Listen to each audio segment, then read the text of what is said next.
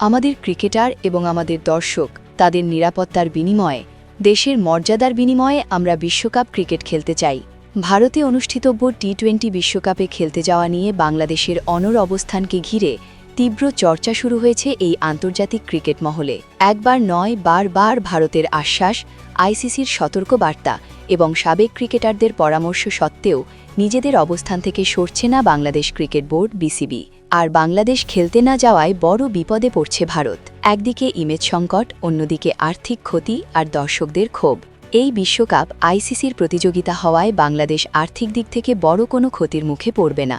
Match ফি এবং পুরস্কার মূল্যের অর্থ তারা পাবে, খেলা ভারতেই হোক বা শ্রীলঙ্কায়। বরং ক্ষতির সম্ভাবনা বেশি ভারতের, কারণ ম্যাচ সরিয়ে নেওয়া হলে স্টেডিয়ামের টিকিট বিক্রি, স্থানীয় স্পন্সর এবং সম্প্রচার সংক্রান্ত আয়ে বড় ধাক্কা আসতে পারে। পাশাপাশি বাংলাদেশের ম্যাচ শ্রীলঙ্কায় হলে তাদের গ্রুপের অন্য দেশগুলোকেও সেখানে যেতে হবে। ফলে আইসিসির ভ্রমণ এবং আয়োজন খরচ উল্লেখযোগ্যভাবে বেড়ে যাবে। তবে প্রশ্ন উঠছে, বাংলাদেশের এই জেদের মূল কারণ কি? অনেক ক্রিকেট বিশ্লেষকের মতে বিষয়টি নিছক ক্রিকেটীয় নয়, বরং রাজনৈতিক। সাম্প্রতিক সময়ে ভারত-বাংলাদেশ কূটনৈতিক সম্পর্ক বেশ টালমাটাল। বাংলাদেশের অভ্যন্তরীণ রাজনৈতিক পরিবর্তন, শেখ হাসিনার ভারতীয় অবস্থান এবং অন্তর্বর্তী সরকারের কিছু অবস্থান, সব মিলিয়ে দুই দেশের সম্পর্কে ঠান্ডা গরম পরিস্থিতি তৈরি হয়েছে। এর সঙ্গে যোগ হয়েছে আইপিএল বিতর্ক। বাংলাদেশের তারকা পেসার মুস্তাফিজুর রহমানকে কলকাতা নাইট রাইডার্স থেকে ছেড়ে দেওয়ার নির্দেশ দেয় বিসিসিআই। সেই সিদ্ধান্ত দ্রুত কার্যকর হয়। এর পরপরই বাংলাদেশ বোর্ড জানায়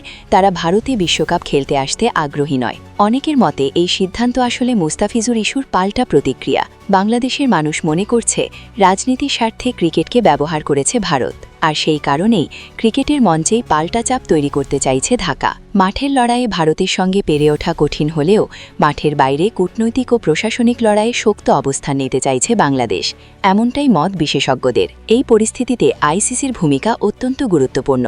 বর্তমানে আইসিসির চেয়ারম্যান জয় শাহ, তার নেতৃত্বে সংস্থাটি কী সিদ্ধান্ত নেয় তার দিকে তাকিয়ে গোটা ক্রিকেট বিশ্ব। যদি বাংলাদেশের ম্যাচ ভারত থেকে সরিয়ে নেওয়া হয়, তাহলে প্রশ্ন উঠতে পারে ভারতের নিরাপত্তা ব্যবস্থা ও আন্তর্জাতিক প্রতিযোগিতা আয়োজনে সক্ষমতা নিয়েও, বিশেষ করে যখন ভবিষ্যতে অলিম্পিক আয়োজনের পরিকল্পনা করছে ভারত। আয়োজনের নিরিখে ভারতের ক্ষতির ছবিটাও স্পষ্ট।